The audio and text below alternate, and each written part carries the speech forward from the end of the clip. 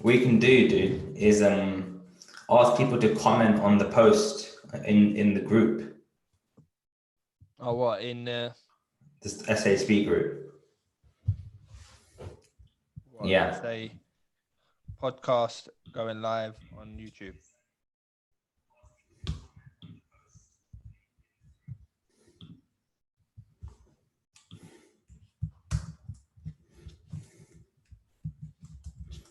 Chris, have you found it yet? I can do it actually from here. So I'm going to go to SHB the group.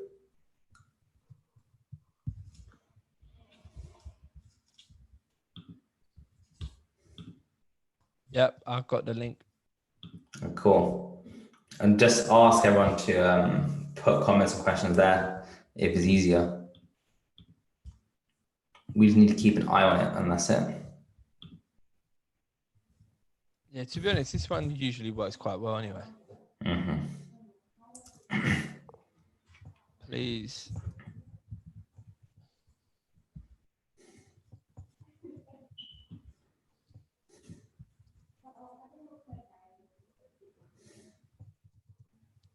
Post Facebook.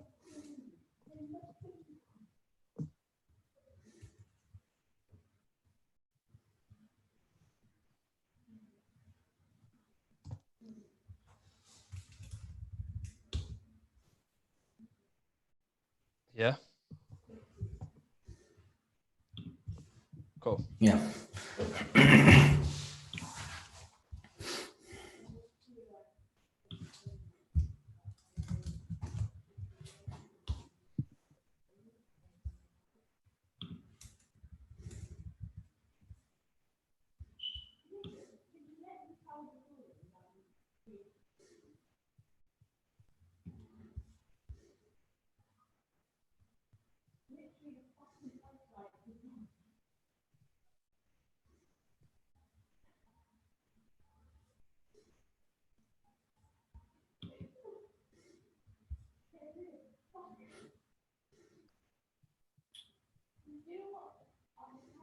I'm going to put it on the Facebook as well, yeah?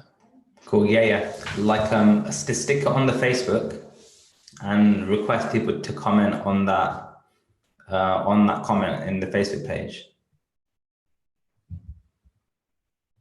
I'll comment there, yeah? Yeah, as in, so they can choose between the Facebook page or YouTube.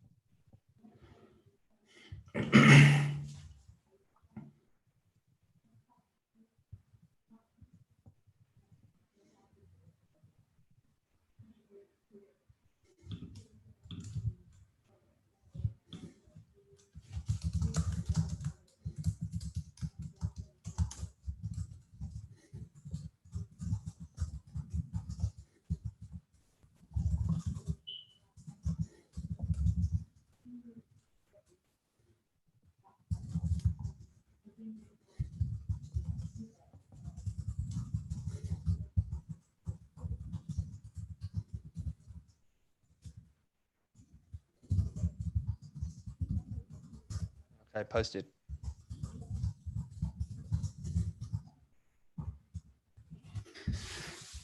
All right, brilliant. Yep. All right, cool. Let's get this show on the road. I'm just gonna get the Facebook page in view before we carry this on.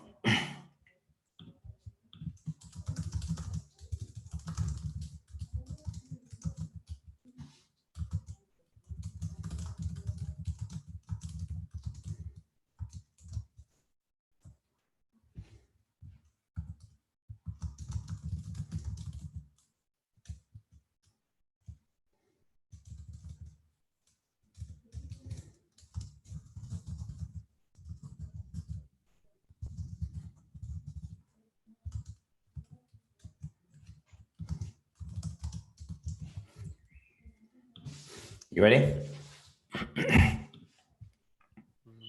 Ready. All right. Okay, Facebook, YouTube, is anyone watching? SHB Unfiltered, episode 49 is about to go live or recording shortly and officially kick off.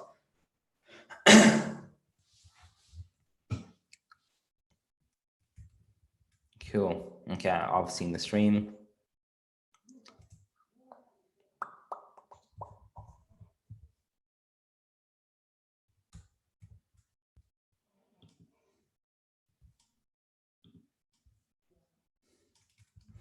Did you pick that screenshot, Chris?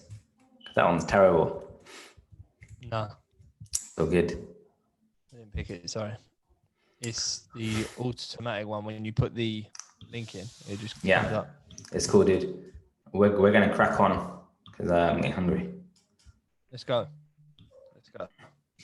Hey, we're on in 3, 2, 1, and Chris, we're on again. This is SHB Unfiltered, the podcast episode number 49. 49, which means we have been recording and podcasting for 49 consecutive days. Myself and Chris have been here day in, day out since the start of lockdown, since the start of quarantine, lockdown, self-isolation. The names changed throughout those 49 days, Chris. What are we doing? 2 meters, 4 meters, social distancing. The world has changed so much since we started this podcast. And to be honest, I think we've changed as well. The amount we've learned and gained, the amount of skills we have developed doing this. So for 49 days has, I wouldn't say flown by, but looking back, it does feel like we've done a lot, but it doesn't feel like we've spent 49 days on this. What do you think? To be honest, for me, it has, I wouldn't say flown by, but it has gone quick. I speak to a lot of other people and they're so bored at home and they don't know what to do, climbing the walls. And as a result of that, I know that some people are beginning to create their own rules when it comes to lockdown and lifted it themselves and become more relaxed about it. But I think because we've kept focused and we've got something that we're committed on, it's actually helped me to be more strict about it. It's actually helped me to keep focused, keep my mind working. And when we do eventually go back to work, I don't think it will be such a jump, if you know what I mean. I definitely agree with that because it's quite strange when people say, oh, they're bored, they have so much time on their hands, because I feel like I feel fortunate because we've had the charity there. We've been able to focus more time on it, and that has actually created more work. Because think about the amount of work you've been doing on the grant side of things, comms, etc., and focusing on growing the back end of the charity, the back end of your cousin's podcast, learning about this one and improving. To be honest, we've had kind of opportunities in the past to do this, but haven't had the time. However, this has given us opportunity to actually delve into this new territory, I think, and is going to serve us well going forward post lockdown. Regarding this podcast episode, I feel like this is very topical at the moment for the two of us, especially. And within the stuttering community, other people have started doing podcasts or thinking about it. People have inquired with me. I've been invited now on about 3 or 4 podcasts. Actually, tomorrow morning, I will not be available for the webinar, unfortunately. I know I'm very naughty, right? Oh. Very, very naughty. But I'm a guest on another podcast at 8:30 in the morning. And this one is pretty cool. So this isn't stuttering related at all.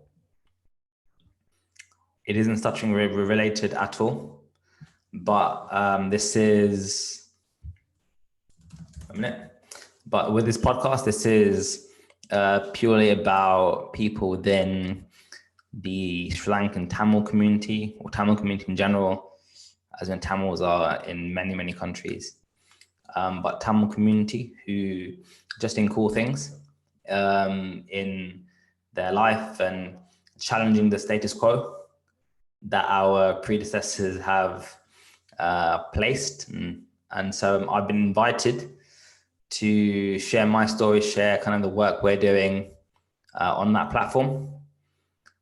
And yeah, it got me thinking that like, this is really cool. This is connecting people in a different way. And on the back of that, I want to talk about a couple of things before I go on, and also probably pick your brains on certain things. And the first thing I wanted to ask you was, I've got kind of a set of things that the host wants to discuss because she knows high level, very high level, like what we're about, but she's gonna ask kind of basic things to us, but more complicated to other people. What is stuttering, and things about kind of overcoming challenges. So I wanted to ask you these questions first, because this is an opportunity to present stuttering to a new audience. How do you think I should answer these questions, first of all? So what is stuttering?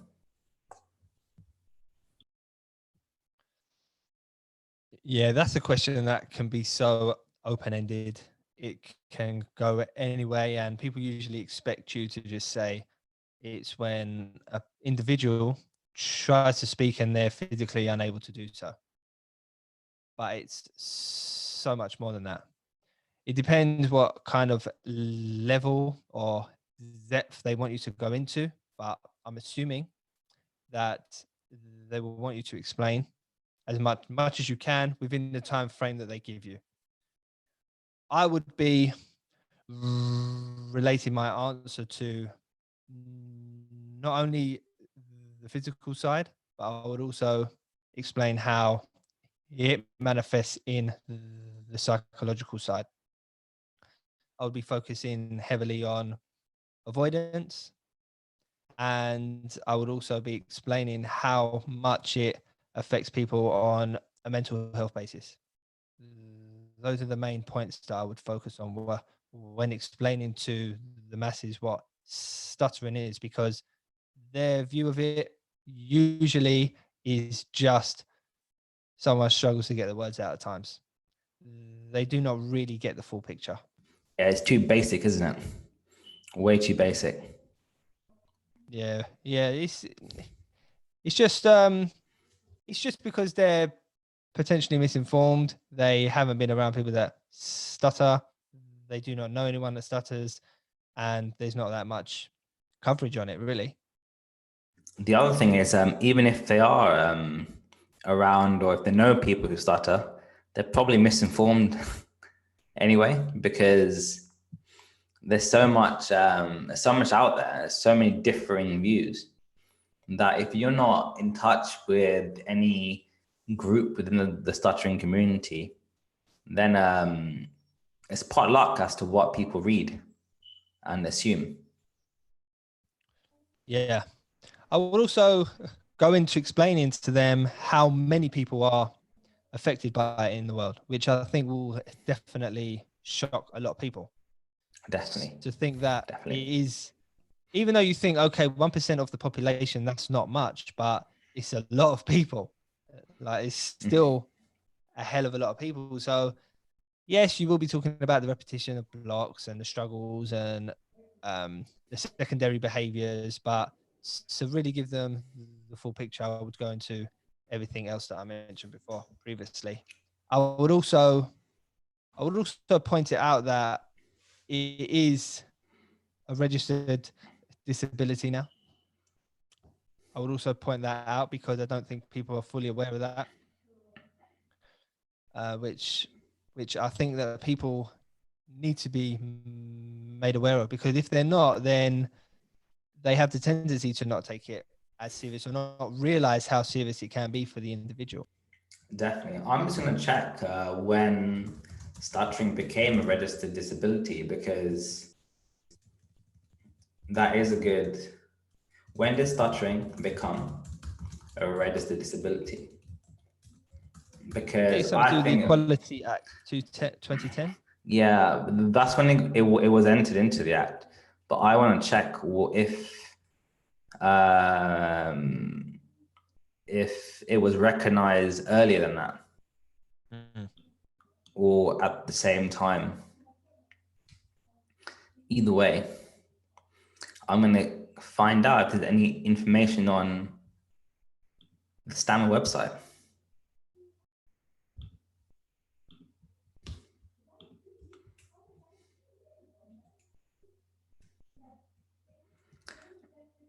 The Equality Act says that a person has a disability to have an impairment which has substantial and long-term adverse effect.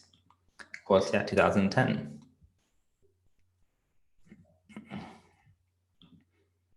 The rabbit hole. I'm just clicking through. Yeah, it's really vague. Useful links. Yeah. Not very useful links as well. All right, cool. The only thing that it does say is the Equality Act 2010. Yeah. Interesting. I'm going to go through a rabbit hole search this evening while I do my work and stuff. But so yeah, that's really, really useful, Chris, because I already have an idea of how I'm going to kind of introduce the topic of stuttering and present an accurate picture of what it is, because potentially it's more important to illustrate the psychological struggles, because that's what people can't see. And one thing I was going to ask you, actually, just on a side note, it's going to happen at some point, but let's take some bets. At what point do you think the King's Speech will be mentioned? I reckon 10 minutes in? 15? No, well before that, because when they ask you about what stuttering is, they're usually going to say, is it like how it is in the King's Speech? That's what I've had before. They may not, but I've had that before. So I think it will be mentioned quite early on. It depends. Are you going there purely to raise awareness for stuttering and what you do in a stuttering community, considering the background you've come from? Or is it more to do with the background that you come on and the stutter is just a side thing? No, so this is more like an interview with me, first of all, and kind of the perspective I bring from stuttering, because the premise of this podcast is people doing different things and challenging the status quo within the community. So actually, stuttering is a taboo thing within the community. Mental health is a massive taboo. People don't want to talk about it, don't want to talk about suicide, don't want to talk about autism and any kind of thing related to mental health or like genetic deficiencies. And so this is my opportunity to actually present something like this, because I think so far, I don't think they've had anyone talking about this kind of aspect from someone who actually experiences it themselves. I will also be the first guy on the podcast, so this would be a good opportunity to actually be transparent, because for guys it isn't always easy to talk about vulnerabilities and all that kind of stuff. It's easier to keep a more formidable exterior.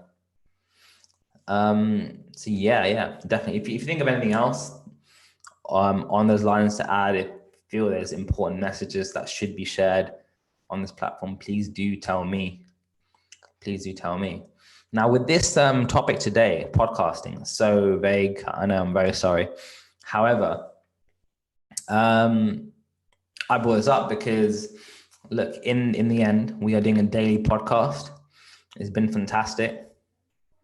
However, Chris, like all good things, what happens to all good things?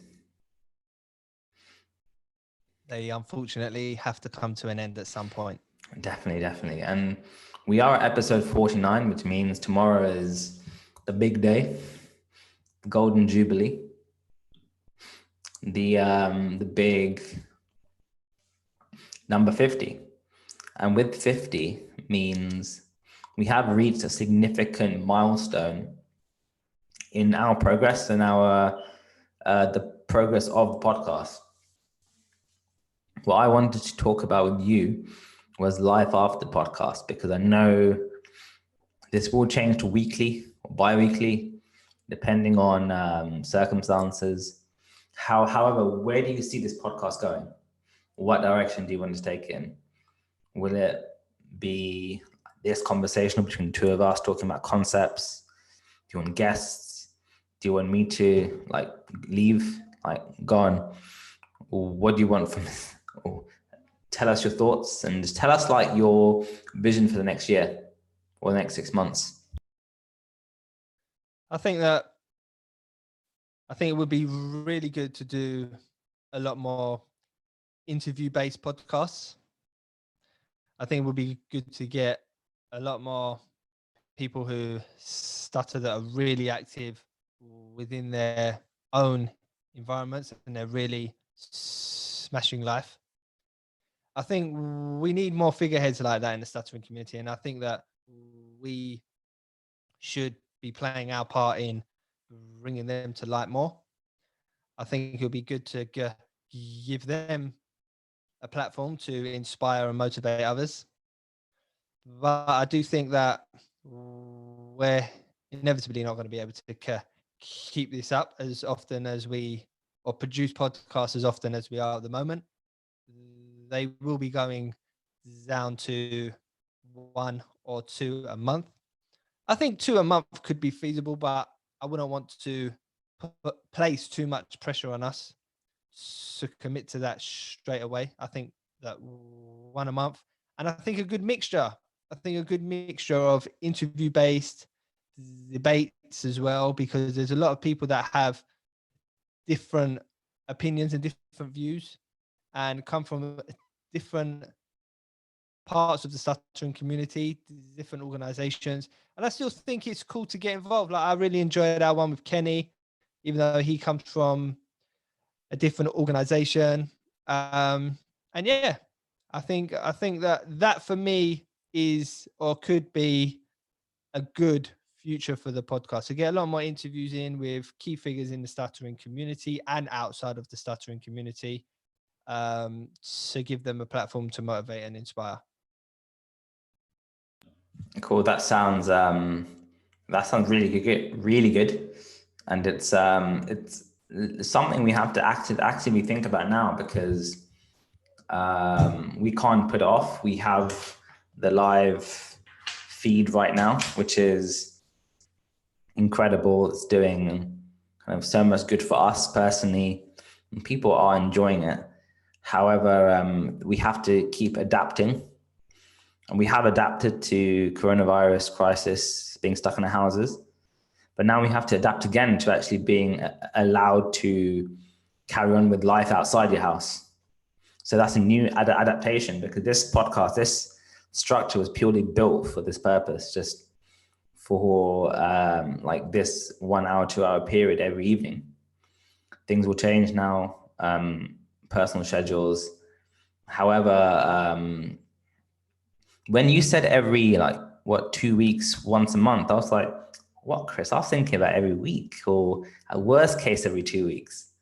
So I guess that's something we have to clarify ourselves, because we aren't sure what we want to do yet. and you can see by the difference in the answers we gave. What I want to ask you as well is, has your opinion now changed, or has your mind changed from back at the start of the year when we were talking about podcasts and 1 a week, 2 a week structure we're going to do? How has your mind now completely changed as to how this would be implemented? I'd say now I've got a lot more respect for people that see podcasts through and they commit to it and they do get to their 100th episode, because you look at podcasts on Apple Podcasts or Google Podcasts, Spotify, and you see 100 episodes, 150 episodes, and you don't really take much notice of it. But when you go to launch your podcast and you realize what is involved, I realized why it wasn't an easy thing to implement in January. I realized what you were saying. Listen, CJ, this is not easy. It's not just going to be we turn up and whatever happens, happens. That's not how podcasts or successful podcasts, that's not how they work. And I was pretty naive to that at the time. I thought, okay, how can it be? Just get a few mics, show up, get in a room, and whatever happens, happens. We have a conversation about stuttering. It's my opinion, Ruben's opinion, Ayo's opinion. Whoever wants to come can come. But it's really not like that at all. So my mind has completely shifted. And that's why I was saying perhaps twice a month, once a month, because it really does take commitment. And right now, none of us know what our schedules are going to be like going back to work after such a long time. Ayo, what's Ayo's plans going to be? What are my plans going to be? You know, so yeah, it's completely changed, and that's why I'm beginning to really plan it out now and really think about it, because it's not something that we can just take for granted and not work out and plan if we're going to keep up momentum and we're going to keep putting out good content. Definitely. And plus, time will change. I'm looking forward to getting back into Brazilian Jiu-Jitsu as well. Dude, I can't remember the last time I put gi on, because I didn't go. I don't think I've been there since Feb, because I had the wedding, and we're in May now. It's like 3 months, man. 3 months. I'll probably start again now. It is frustrating, isn't it? Right, though. How many stripes you got on your white belt? Basics, three. 3 more than me, man. But it doesn't take a long time to get the white belt stripes. But more importantly, just at that level, as soon as you don't go for a period of time, you lose a lot. Like, you lose so much. You're 3-stripe white belt, yeah? So it's 4 stripes, and then you can go to your blue belt. Thing is, like, I think 4 or 5, but I think it's 5. However, like, I can get to the 5th stripe within the next 2 or 3 months, but I still have to wait like 1 year or more, or maybe 2 years to actually get the skill level up to be promoted, because and that's the right way, I think, as well, because I'd rather be undergraded than overgraded. I'd rather be operating at a blue belt, but as a 5th stripe white belt for 6 months, even 12 months as well, and then go to blue belt when I'm deep into it. Because very off topic, but if I'm still at that level but still on the white belt, then it means I can compete in the white belt tournaments and kind of like really experience the competition circuit. But if I get to blue belt before that point, and you got to start again, because you'll be up against all the 3, 4, 5 stripe blue belts. So I'd rather get a lot of experience in a white belt before going into blue belt, because I want to go into blue belt with a lot of competition experience. Yeah, it's not about how long you've been a part of a club or how long you've been training. It's about the mat time. It's about the hours that you've put in. I know I met I know we're still going off topic, but quickly, I met a guy who's a purple belt and he's been training Brazilian Jiu-Jitsu for 15 years. Now, everybody knows if you're dedicated and you're attending 3, 4, 5 times a week, you should be able to get your black belt within 10. But it's because he took gaps and he had time off. And that's one thing that I like about Brazilian Jiu-Jitsu. And you can relate it to a lot of other, you could transfer the discipline and the mindset to a lot of other things in your life, because it's not about how long you've been doing it. It's not about my skill set on podcasting is not reflected by how long I've had this microphone. It's about how many podcasts I've put out, how many have I recorded, how many people have I met through it, how many different types of podcasts have I tried to implement, how are they interviews, are they debates? And that's one thing that I've learned, especially from Brazilian Jiu-Jitsu. One thing about the podcast invite tomorrow that's going to be interesting, from my perspective, is I'm going to be on there as a pure guest, and I don't think I've done that since we were on the Be Kind podcast. Is that what it was called? Sorry. Yeah, the Be Kind podcast. Yeah, the Be Kind podcast, and that was a few months ago, Chris. A few months ago. So this will be me kind of at the mercy of another host in a different setting. So yeah, it will be an interesting conversation. I'm actually looking forward to it. Looking forward to it a lot. Have you had the questions yet? Because I know that some people run their podcast like that. They send we don't run our podcast like that at the moment. It's just impromptu. Dude, no way. No, but I think we'd be different if this was every week or two, because then we'd have to structure it better, because we aren't putting it on with as much frequency. This is literally just this is a gas chat between the two of us with some mics and the video on, right? But it's not complete gas. Good quality gas though. Good quality, man. Good quality, man. Good quality. But if we were on less frequency, I'd be a lot more structured. There'd be templates, questions, topics, punctuality, requirements for where you are as well. Ayo Sanya, I hope you're listening. So that's why daily works for us, because like I said, for this to work, this is all about frequency. And going forward, this is our USP.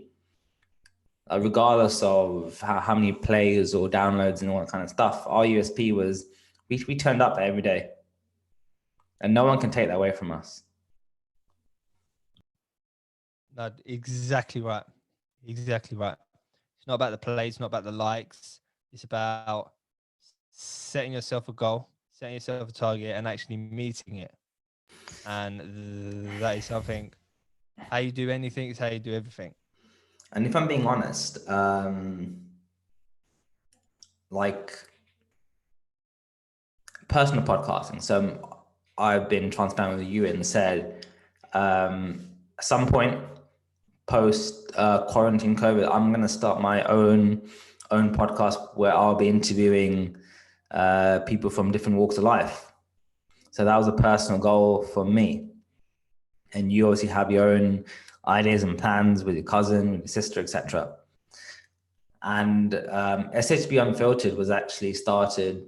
I think I told you why I wanted to start it, right? Remind me. Oh, CJ, you can't remember. But we were having conversations over Zoom before lockdown started. And on the first official day, I think we were talking about something really cool. And I said, Chris, let's just record this. And this can be episode 1. Oh, yeah. I thought that we had a conversation prior and you said, okay, no. I understand we're talking about it. And this effectively started off as practice, podcast practice, speech practice.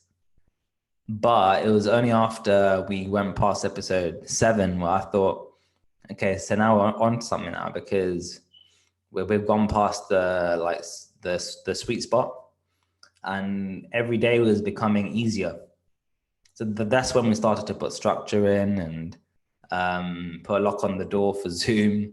Eventually set up the Podbean account and like started going on a few platforms. But this has purely been trying to interact with our stuttering counterparts in the world of Facebook, but also our platform to experiment, to grow, and just enjoy. And I feel like some of the best conversations I've had with you have been on this podcast. Yeah, I would have to agree with that. I would definitely have to agree with that, because when you meet up and we're working on a charity, it's very much work focused, work related.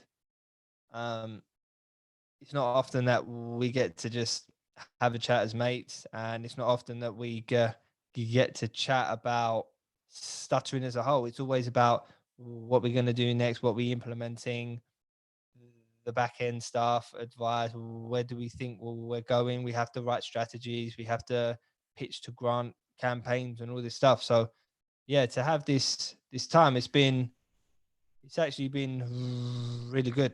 It's actually been really good to just be able to do the back end stuff alone and not have to make that our friendship and with AO, as opposed to like now we can have our chats, we can have good conversations, and everything is getting done at the same time.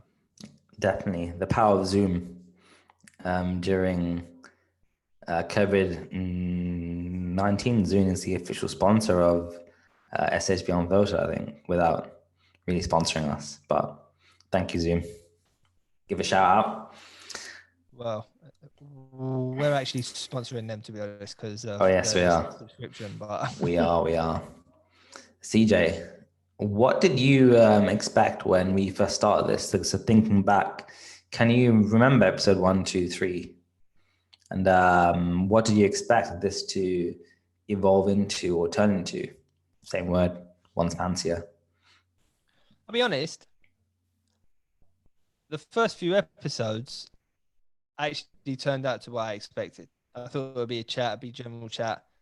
But I didn't expect it to just be me and you after a while, to be honest. I thought that I kind of saw that happening, actually. I kind of saw that coming at some point.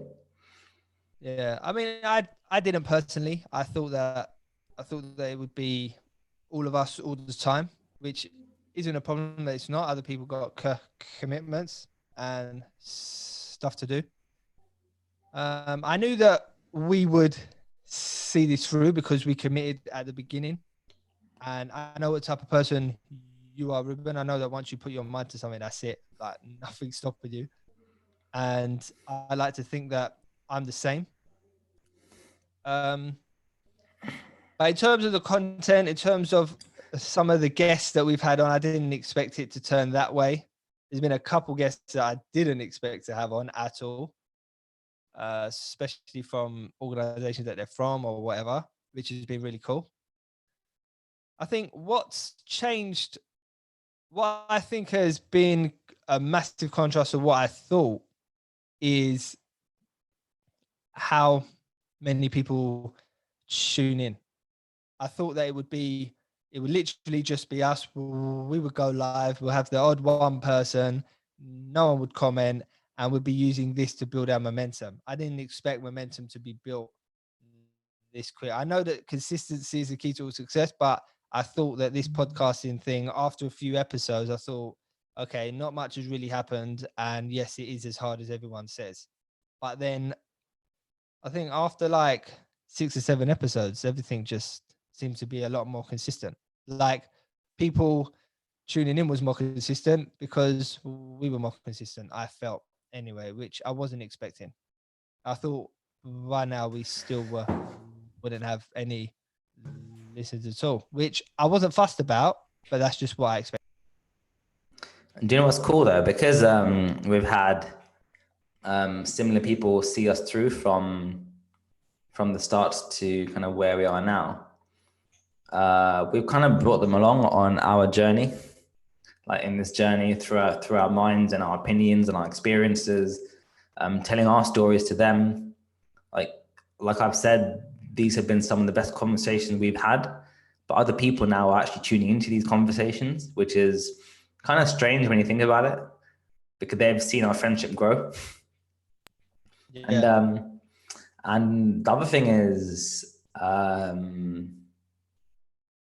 they've been with us from the start. So they've seen this podcast grow. They've seen our ability behind the mic, behind the scenes to grow. And I just feel kind of thankful. It isn't like a vast amount of people, but I'm thankful for who they are, because they're real champions of the stuff we do. I'm kind of probably a bit surprised about the response within the stuttering community. There hasn't been like a mass kind of rally behind us, but at the same time, I'm not entirely surprised, because it's just the way stuttering communities operate. I kind of one particular group is busy planning their pub quiz next week, so fully understand that time is premium. But we are rolling into episode 50 tomorrow. And when it's all said and done,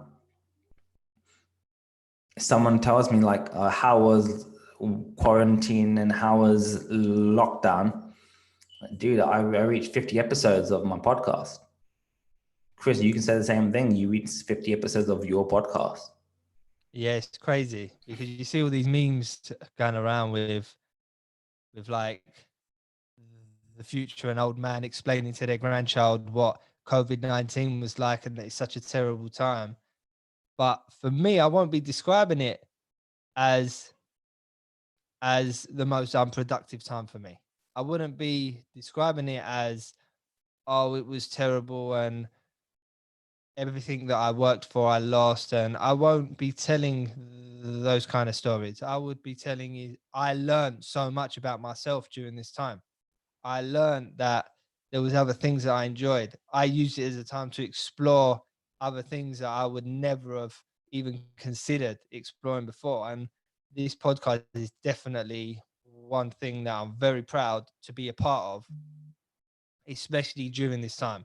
Because this time is so easy for people to just watch Netflix, watch every series, every episode. Like everyone is going mad about Ozark and everyone's playing PlayStation. And at the beginning, Chris, of lockdown, I'm just gonna say we are on episode 6 of Ozark, season 1. Actually, it's pretty good.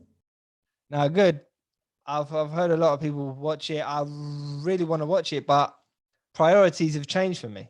Previously, that would have been my priority, but I'm trying to improve. I'm trying to grow. I'm trying to learn. At the beginning of lockdown, I was on eBay. I was trying to get a PS4 because I gave my PS4 to my cousin Chris, and I wasn't going to demand it back now because I knew he wanted it. But I was trying to find one everywhere, and people put the price up, and I was prepared to pay it. And then I thought, but are you really going to waste your time sitting on the PlayStation all this time? And I'm happy. I think one of the best decisions that I've made during this COVID-19 is that I did not invest in a PlayStation. Otherwise, things could have gone a lot differently for me. Not to say that I have an opinion on people that play PlayStation all day. I don't. I'm just saying for me personally, I am happy that I've learned a few more things and I've grown during this time. I've got to say, actually, regarding the Netflix thing, this is actually the most I've ever watched Netflix, because before this, I didn't really watch TV shows, but this has been a good chance to actually watch seasons along with my wife. So we've been watching along, then discussing after episodes, but we don't like binge. We watch one episode a day of a series. And when it comes to weekend, we may watch 2. So one at lunch, then one at dinner, and then talk about it. And that's our kind of like quality time. because she's in the middle of her book, and then I'm reading chapters and stuff, and then I'm bouncing ideas off the podcast with her. I'm up in the morning doing seminars and reading clubs with SHB. But the surprising thing I've done alongside all this, which is also surprising, is I've been disciplined to actually wake up every day at 6:30. And that's been a real game changer, because it could have been so easy to stay in bed till like 8:58. So easy, right? However, 8:58. Yeah. However, well, I'm guilty of having a lie in here and there. I am guilty of that, but I would say though, Ruben, and not just because you're here with me, but I would say if anyone is entitled to cut themselves a little bit of slack and have a bit of quality time and watch a bit of Netflix now, you are that person. Because when the world was pre-COVID-19, you were always the one pushing me. I used to look at you like you're committed, you're dedicated, you pick up new skills, you put your mind to something and you follow it through. And I remember talking about things on Netflix that you hadn't seen. It wasn't really something that you were interested in. So yeah, to be honest, I'm not surprised that you want to explore Netflix during the time like this, because you've done more than enough work previous. Where me, on the other hand, I wasn't really venturing out into anything else other than my business and coming home. It's funny you say that as well, because when we were watching Power, so we finished Power, I think last week or the week before. I was pretty surprised at like the reach of Netflix, because every day I'd put it on, search for Power, and it would come out with Power Rangers as well. And I was massive fan of Power Rangers back in the day, massive fan, to a point where I watched it way into teenage years as well. I used to go back and watch the old things as well. And Power Rangers is actually really interesting, because, 1 minute, I need to clear my throat quickly. I used to love Power Rangers as well. Did you know that, you probably did, but do you know where the fight scenes are from Power Rangers? No. So the Americans, they didn't actually create the fight scenes at all.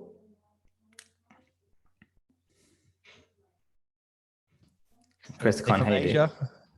Yeah, so so there's a Japanese series called Super Sentai that was made in the 80s. So the Americans, I forgot the company, but they bought some of the rights from Saban, the Japanese producer, the Japanese label. So they got the fight scenes, and all the Americans had to do was actually create the plots. So they'll create the plots around the fight scenes. So that's why you saw like a lot of stock footage. That's one thing. Makes sense now. And that's why you saw, because the budget was so much smaller in America. That's why some of the scenes they created, you saw like a drop in quality in the costumes compared to the actual fight scenes, where it was all like the armor was like proper, like nice. Yeah. So I actually started to watch Super Sentai as well. And Super Sentai was actually wicked. The plots were on a different level. It was mad. Do you remember the first season with the like Green Ranger coming in, Tommy, and who was bad, he became good? I don't remember it that clearly. But do you remember the basic plot? Do you remember the basic plot? He was bad first of all, then he became good. Just a new kid in school. Yeah, so in Super Sentai, so in the American version, Tommy was just a brand new kid in school. He got picked up by the evil people. They gave him the green power, And then he fought bad for a bit, but then he got turned to the good side. In Super Sentai, back in the day, there were two kingdoms, and they had some big war, and one of the kingdoms, they basically killed the bad king. The bad king had a son, but he had two different sons with two different queens. Now they killed the bad king, and then they kept the second son, but the first son saw his dad getting killed, and then he ran away. The first son is the Green Ranger, the bad one. The second one, the baby, is the Red Ranger. And it was only in the future that they were like half brothers, and they grew up, and then they had the war against each other. But it was some complicated, like deep plot with like family history and roots and stuff. Then the Americans just took that out and just turned it into like two high school kids just the most duking it out. Basic of plots. But yeah, so I went into like a rabbit hole for a bit watching Super Sentai, and it was really, really cool. So with Netflix now, I'm actually kind of like exploring a bit, but I haven't gone like watching season after season, but I've just been picking out different episodes of things. There's a few other Japanese things and then Korean shows that are really good. So it's been cool to actually see like a wide range of things, because after quarantine's over, I don't think I'll have the time to actually do that. So it's been nice to actually revisit childhood things, but also like explore shows from different cultures. And I think for me, I have watched two series on Netflix, but during this COVID-19, but they were Tiger King, which only had 3 episodes, I believe. Was it 3 or 4? I can't remember. I think it's 6 or 7, dude. Really? Yeah. Okay. Well, I watched that, which was like in the first couple of weeks, because I remember talking to you about it on the podcast or before podcast. And the other thing that I've just begun to watch at night when I get into bed is One Last Dance, the Michael Jordan documentary about Chicago Bulls, Michael Jordan, Scottie Pippen, and Dennis Rodman. That's it. So that's cool, but that's obviously basketball related. I have to watch that, so I'll make time for that. That's one thing I haven't actually done that much of. That I'm actually surprised with is I haven't watched that many documentaries. So I'll have to actually do some research, because there's so much out there, so much. It's so easy to like see different things, but I have to pick out things that I can actually incorporate, because it's all good accumulating information, but I've got a question. Take action. Go for it. Yeah, I've got a question for you. So how much do you think the type of books you read help you with the podcast? Because I think that podcasting and reading, even though one's obviously vocal and one's a book, I think that the information you can pick up can be easily transferable and really help you take podcasting to the next level. And that's something that I've got to explore a lot more. So within this time period, I know you like to read a lot, Ruben. Anything that you've read that you feel has really contributed to making this a smoother ride, or not really, which is fine if you say no, not really, but just a question that I had for you. If I'm being honest, there hasn't been anything that's been like kind of massive and changed things now. I read Crush It by Gary Vee, and the audio book I told you about, how to gain 1 million followers within a month.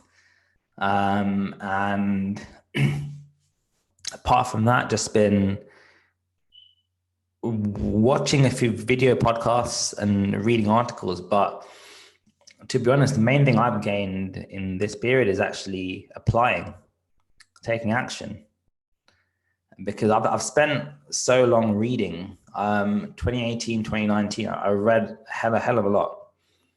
And I thought, you know what, this year is a good chance to actually apply it, because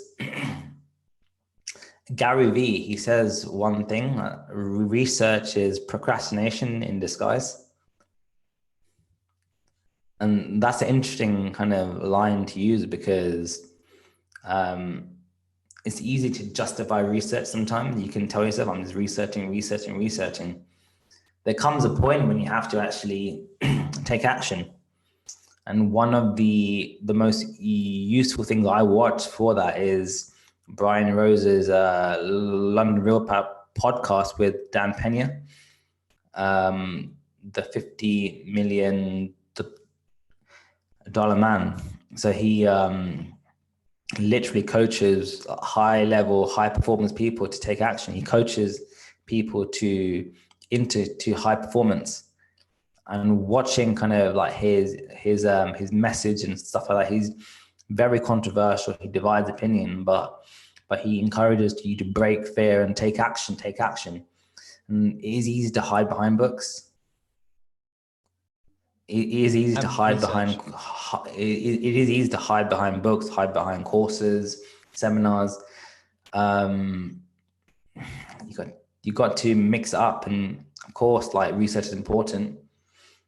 But I learn mostly through trial and error. That's my learning style.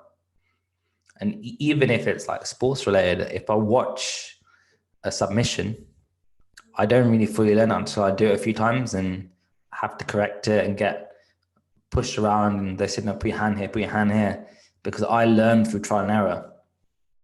It's just the way I'm built. I can learn through other things, but it takes longer and the gaps. But if I want to learn something properly, I have to actually apply it, and then it will stick.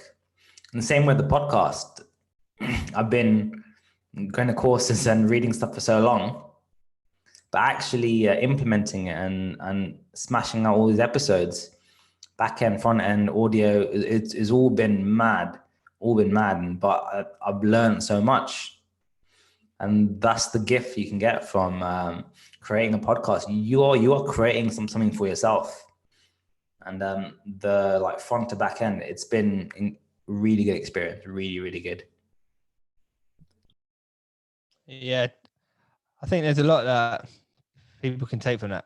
Like, for example, what happened to us today, unless we've been applying what we've learned, unless we've actually been doing podcasts consistently, we wouldn't be able to be agile. You know, if you read a book on how to live stream on Facebook every day for a month, and all of a sudden you've come onto your Zoom platform and the live feed isn't working, what happens then? Do you give up? Do you not do your daily podcast for the day? No. But it's only through application that you learn alternatives. You learn how things can work. You learn how you can maneuver. And also it's through application where I believe action creates motivation as well. I believe once you implement something, once you get a feel for it, once you get more comfortable with it, that becomes infectious and you want to continue it. For example, people ask me they ask me this question a lot. How much did university help you to run your business? And I'd say, like, hardly any, if I'm honest. I reckon after launching a business, I learned more in 3 months than I did in 4 years at uni. And that's just through applying, because things are not always as they seem. Things are not the same. Things are not as clear as you read it in a textbook or a book. Once you implement things, things change, and one thing may not be in the right place that you expect it to. And the only way you're going to learn how to deal with those situations is if you experience them. And it's the same with working on your speech. That's why you got to give it time. You have to persist. You have to persevere, and you cannot give up. And you got to enjoy the journey. That's a really important message for people to take from this. Whoever is listening or watching this podcast, this should be a lesson on taking action, regardless of if you're ready or not, or what facilities you have. When we first started, I was literally doing the first episode in bed, but now I've got a small room, lights, a mic, and everything around me, notes, post-it notes, and it's just grown and grown. And we both grown in this process. Both our hairs have grown. I've got my Alice band on still, and it doesn't look like we're going to get haircuts anytime soon. So, like, while our hair grows, we can grow as well, Chris, right? Exactly that. And as our beard grows as well, in my case. Yes. Any final words before we wrap up number 49, Chris? Number 49. Just a really important message in this podcast today, guys. Regardless of what you read or what you listen to, it's all about applying, taking action. So do not hold back. Do not procrastinate. Get stuck in as soon as you can, and you will learn along the way. Take action before you're ready, right? And learn from the process. CJ, Chris, thank you very, very much for 49 fantastic episodes. I'm looking forward to tomorrow, and we're going to make it special. That's a massive milestone. We're going to make it special tomorrow. Make it special. So thank you very much, and I'll let you put this one away. Go for it, dude. Ruben, thank you very much. I'm Chris Jackson. You've been listening to the SHB Unfiltered podcast, episode 49, where we've been discussing podcasting. Take action before you are ready. Remember, stop holding back.